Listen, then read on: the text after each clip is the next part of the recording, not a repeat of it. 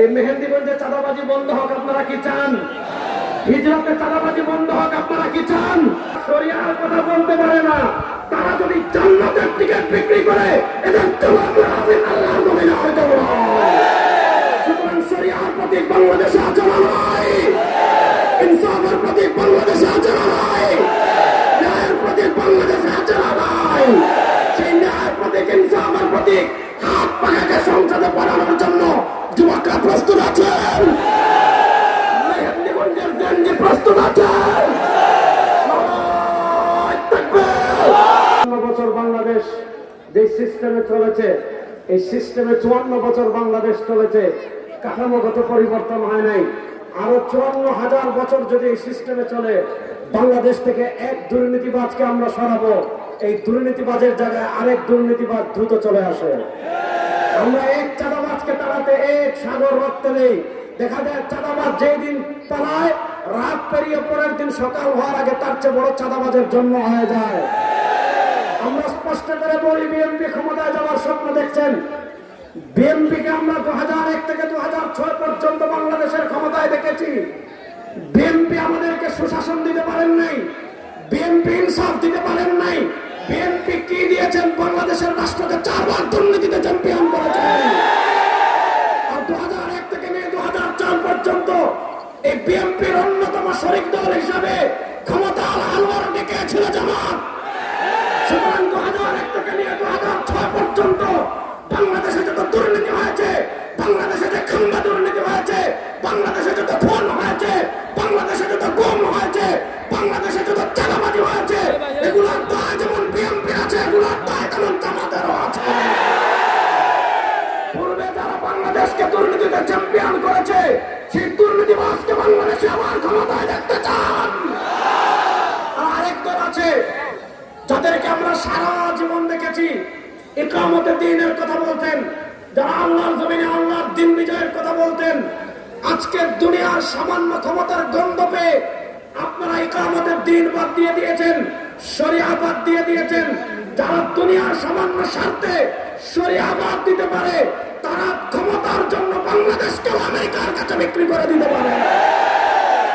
সুতরাং দুর্নীতিবাজকে বাংলাদেশের ক্ষমতায় আমরা দেখতে চাই। আমেরিকার দালালদেরকে আমরা বাংলাদেশের রাষ্ট্র ক্ষমতায় দেখতে চাই। গত 54 বছর বাংলাদেশে যারা ফেল করেছেন, ওই দুর্নীতিবাজকে আর রাষ্ট্র ক্ষমতায় দেখতে চাই না। এই মেহেন্দিগঞ্জের মাটি থেকে দুর্নীতির পুতকে সংসদ থেকে বের করার জন্য সৈয়দ ইসহাক মোহাম্মদ আবুল খায়েরকে সংসদে পাঠানোর জন্য প্রস্তুত আছেন না? আমাদের রাষ্ট্রযন্ত্রের আরেকটা বড় সমস্যা শুনেন, এখানে পিসাব চরমনায় আছেন, এখানে শায়েখে চরমনায় আছেন। তাদের সামনে রেখে আল্লাহর নামে কসম করে আমি আপনাদের সামনে বলে যাচ্ছি, ইসলামের কাছে সব দল, সব পথ, সব মতের মানুষ নিরাপদ।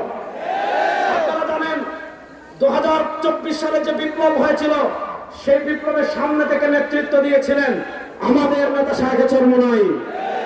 বাংলাদেশ 2005 আগস্টের পর আপনারা জানেন 8 আগস্ট পর্যন্ত বাংলাদেশে কোনো গভর্নমেন্ট ছিল না, বাংলাদেশে কোনো সরকার ছিল না। আমাদের নেতা পীর সাহেব চরমনাই তখন ঘোষণা দিয়েছিলেন, যেহেতু সরকার নাই, আমাদের দেশের সংখ্যালঘু হিন্দুদের মন্দিরে আক্রমণ করে কেউ আমাদের দেশের সাম্প্রদায়িক দাঙ্গা লাগিয়ে দিতে পারে।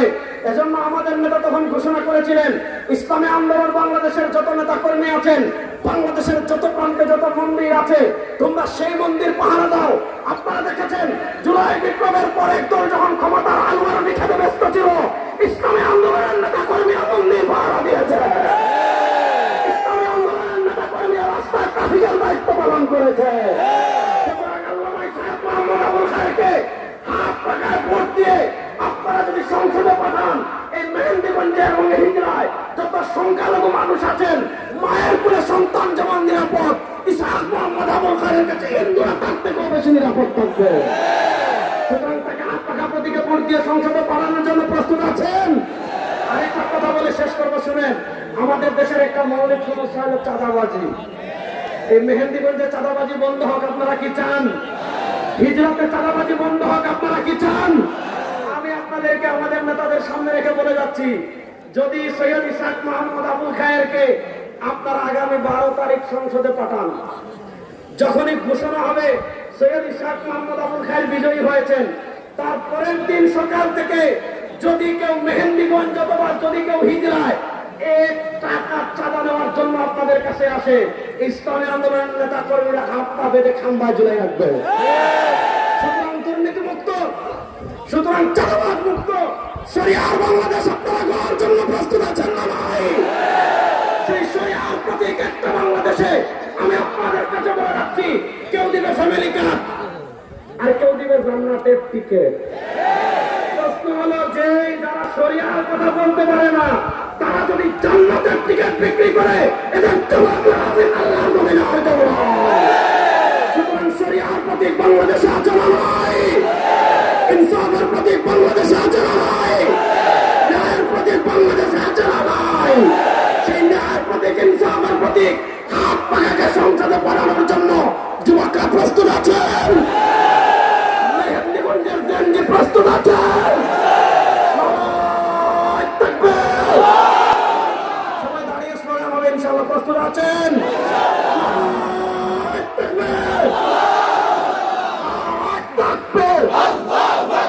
ভারত না শরিয়া, ওয়াশিংটন না শরিয়া, পিন্ডি না শরিয়া, গোলামি না আজাদি, গোলামি না আজাদি। বরিশালে ইসলামের পক্ষের কোন মার্কা আছে? শরিয়ার পক্ষের কোন মার্কা আছে? পীর মাশায়েখের কোন মার্কা আছে? হক্কানি আলেম ওলামার কোন মার্কা আছে? মানচিত্র রক্ষার কোন মার্কা আছে? ইসলামিক তাহজিব রক্ষার কোন মার্কা আছে? সংখ্যালঘুদের নিরাপত্তার কোন মার্কা আছে? মার্কা সবাই বলেন এবার যাবে ইনশাআল্লাহ 12 তারিখ মেহেন্দিগঞ্জে হিজলাতে ইনশাআল্লাহ, ইনশাআল্লাহ এবার যাবে। আবার 12 তারিখ বিজয় মিছিলে দেখা হবে ইনশাআল্লাহ।